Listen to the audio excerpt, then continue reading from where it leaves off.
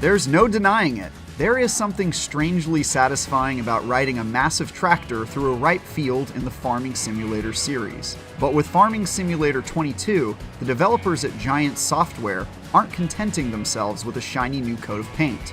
Instead, they're adding features that up until now have only ever been supported by a passionate modding community, chiefly seasonal cycles and production chains. Now, before I was able to hop on my rig and get that delightful crop collecting payoff, I had to devise a plan for how to best utilize my time, space, and resources that extended far beyond the barley field.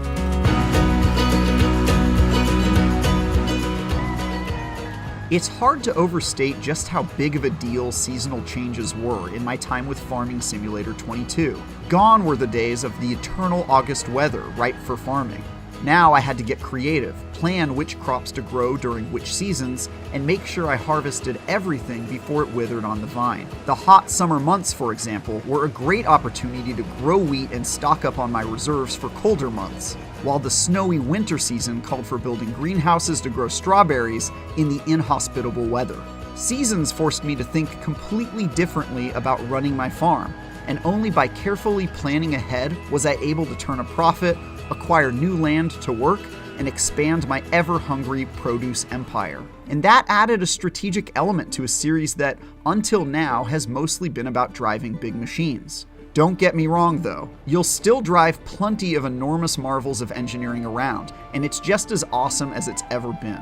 There's just a lot more to it now. A perfect example of how the series is evolving can be found with its other major addition, production cycles, which involve you in the refining, distribution, and finally the selling of your goods. In one scenario, I harvested wheat, brought it to a factory to be turned into flour, then brought that flour to a bakery to be cooked into bread. And in another, much more elaborate sequence of events, I spent an entire in-game year figuring out how to grow or harvest strawberries, sugar, milk, eggs, and butter, just so I could manufacture and sell cakes. Expanding my business by purchasing production facilities became an addictive part of making money to feed my ever-hungry farming operations, in addition to the ever-hungry animals and people I was literally feeding. Why just sell my crops when I could own the businesses that make use of those crops and get some of that sweet, sweet vertical integration going?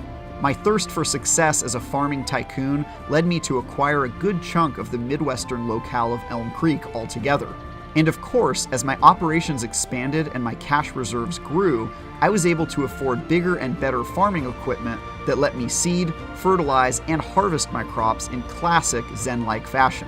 Farming Simulator has always had these beautiful machines in spades, and this game is no exception. There are some pretty beautiful models too, like the Fendt Katana 650 and the New Holland Broud 9070L. It's been a few years since the last Farming Simulator